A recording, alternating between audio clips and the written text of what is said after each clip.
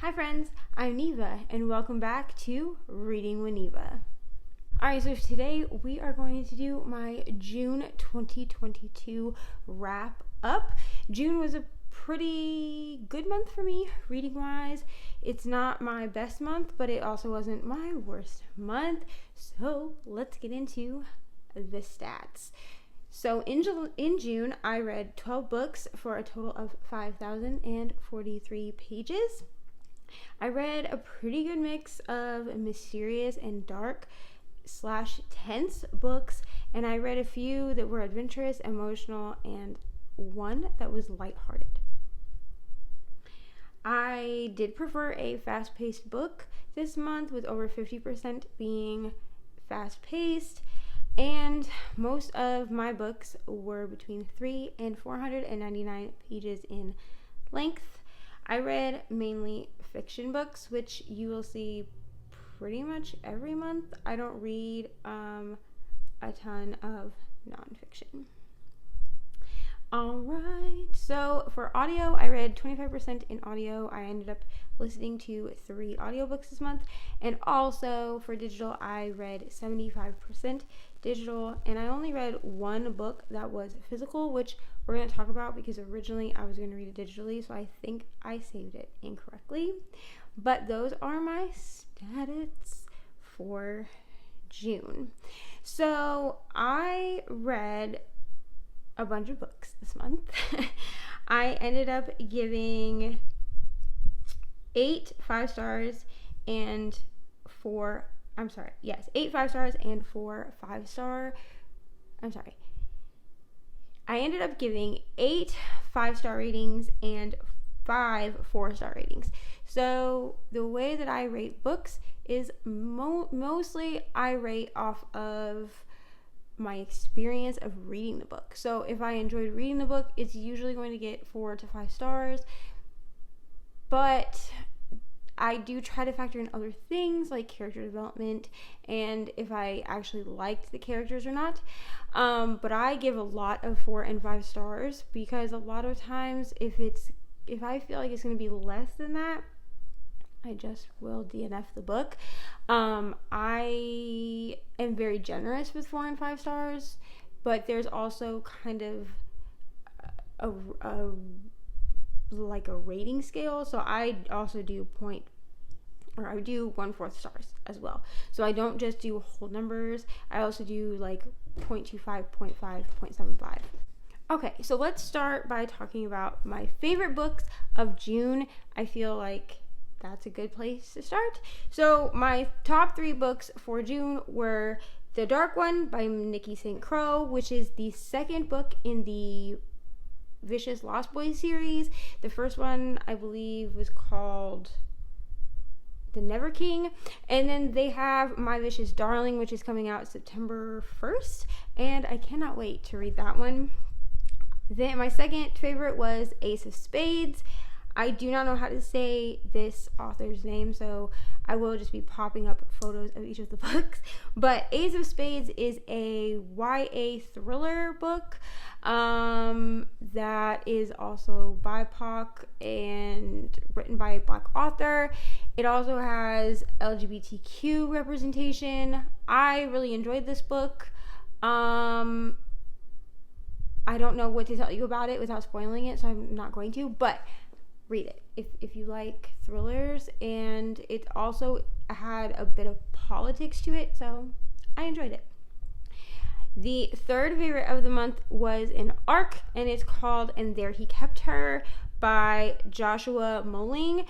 Now I did get this as an ARC, both audio and ebook version from NetGalley, but it is out now. Like, you can buy it off of Amazon now. I believe it came out like June 11th or something like that, but the date that it came out is already passed. So this is a psychological thriller about a girl who her and her boyfriend get caught breaking into a house trying to steal medication, and in the process of this she ends up being held captive and essentially being kidnapped by the owner of the house, and it follows the cop who is trying to find her.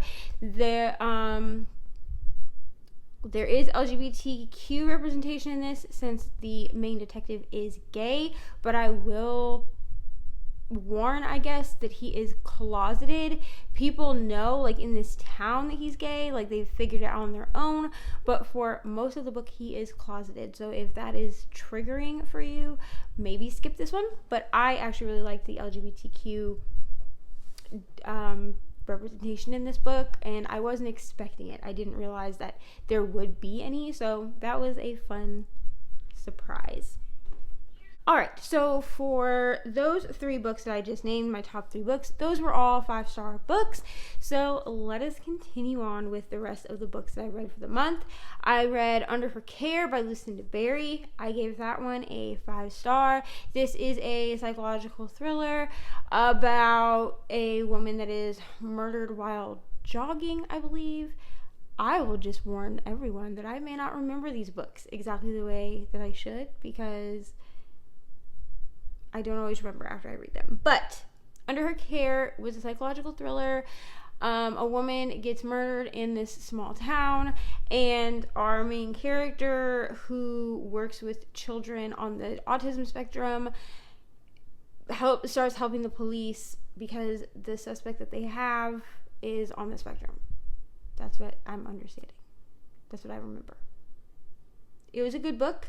I will say that the way that they wrote the autistic character felt off to me, but it could just be me. But I did give this a 5-star because all in all, it was a very enjoyable read and I had fun reading it.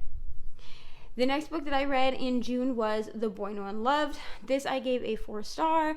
This was when I attempted to do a TBR for June. This was the Ari pick on the wheel. Ari is my 5-year-old. She ended up picking this book because it has a cute little boy on the cover. But this book is by Casey Watson, and it is one of the books that follows her incredible journey as a foster parent. This book ripped my heart out. Like I said, it was a reread. I've had this book literally in my Kindle library for years and years and years. I was really into Casey Watson, and there's someone else that also writes foster parent stories. I can't remember her name right now.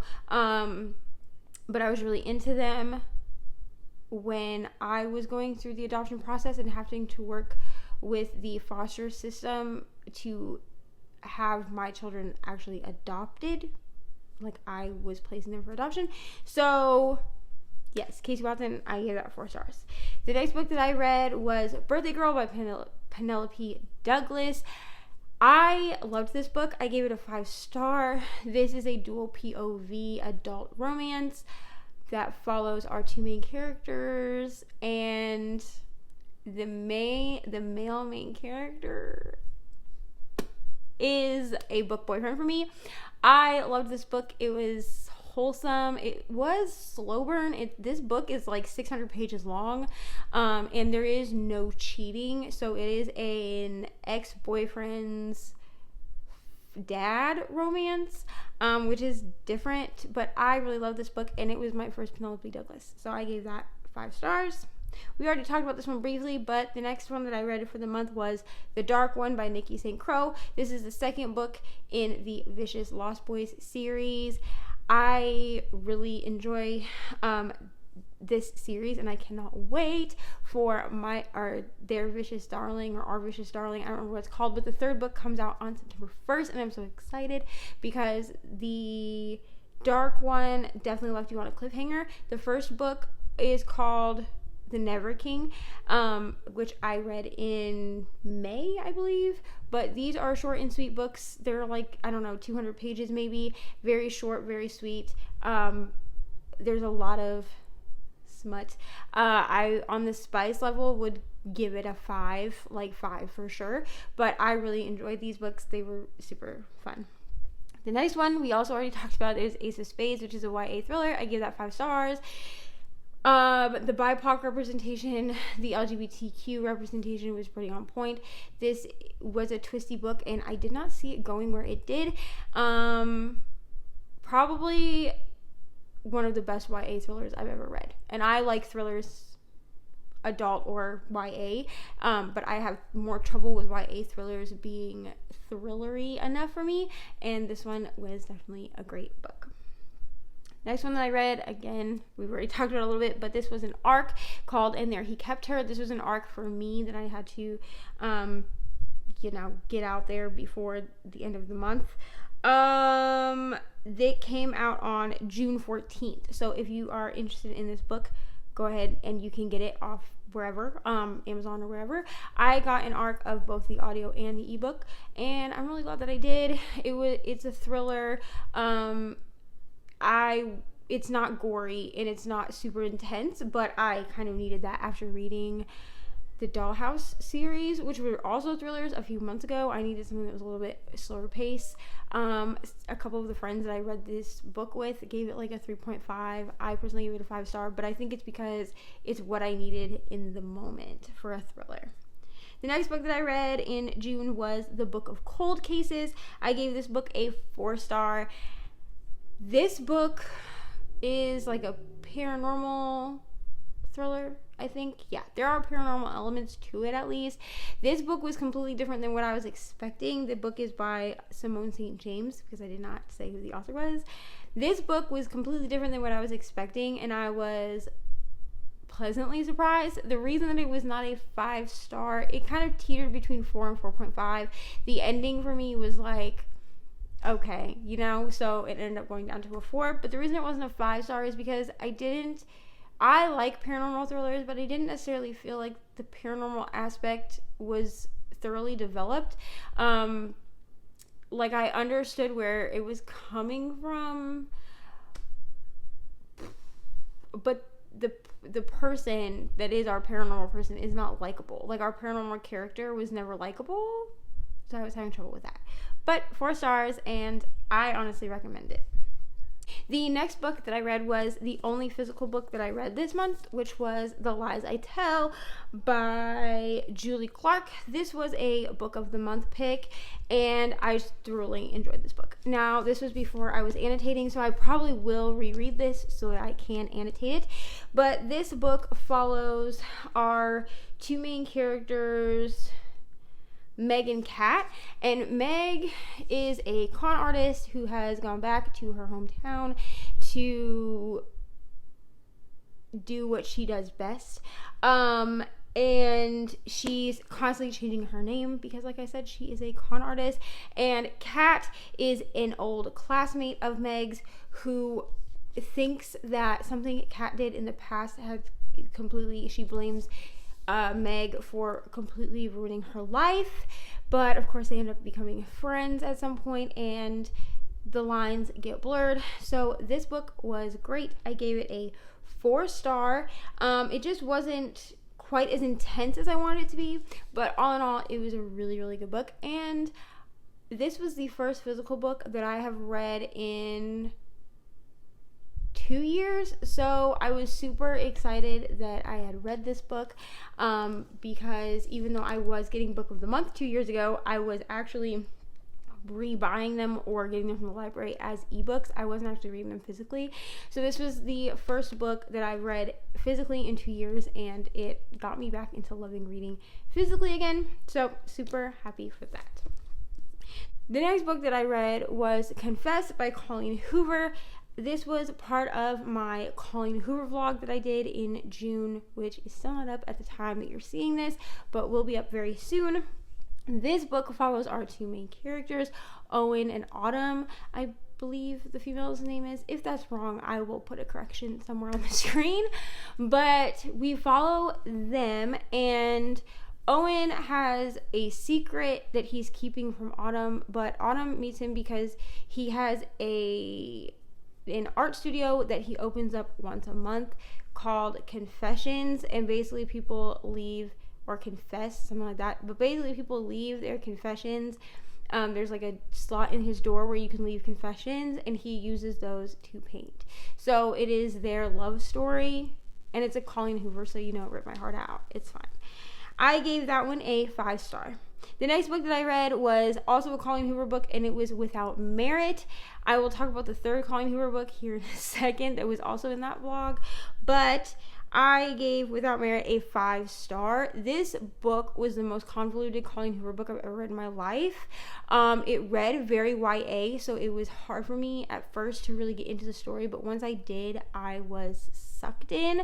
This follows our main character, Merit, who is a twin to Hope, I believe her name is. So in the beginning of the book, Merit gets mistaken for her twin by a boy who kisses her, and everything just kind of goes downhill from there. I can't tell you why the book is called Without Merit, because it will ruin the book. So you're just gonna have to read it to find out, honestly. Then for my 3 audiobooks this month, I read Ugly Love, which for me was a reread. I just had never listened to the audio, so I chose to listen to the audio because there were a group of us that did a buddy read of this book. This book is one of my favorite Colleen Hoover books. 5 stars, just like the first time, but we follow Miles and Tate in this book. A lot of people don't like this specific book because Miles is relatively whiny, because a lot of Miles' storyline are flashbacks, and because of that, he comes off as very, very whiny. But I love this book. So we follow Miles and Tate. Tate moves in with her brother in his apartment so that she can finish up nursing school. And in this time, actually the first night that she's there, Miles is passed out in front of their door, and Miles is Tate's brother's best friend. So this is like a brother's best friend romance, I guess. But it's a very cute story, and if you've read any of Colleen Hoover's other books, I believe November 9, then there are a few cameos that are super awesome, and they're brief, but they're cute, and I loved them. It added to the experience. The next 2 audiobooks that I listened to were rereads as part of a yearly reread that I do in memory of my mother. These were both Harry Potter, so I listened to Harry Potter and the Chamber of Secrets, and Harry Potter and Harry Potter and the Chamber of Secrets, and Harry Potter and the Prisoner of Azkaban. These were obviously both rereads for me. I reread these books every year. It was a tradition that me and my mom did, and so since she passed away unexpectedly in 2020, I have carried on the tradition. I have done a mix of ebooks and audio. The first 3 books were just audio, and the 4th book so far has been ebook and physical, but I gave both of those 4 stars. It's definitely not a perfect series. It's nostalgic. It keeps my mom alive for me, but it's not. It's not. Like, I know that there are issues with it and that it's problematic. So that's all we're gonna say about that. But those are all of the books that I read this year. So I am at a total of 54 books for the year, I believe.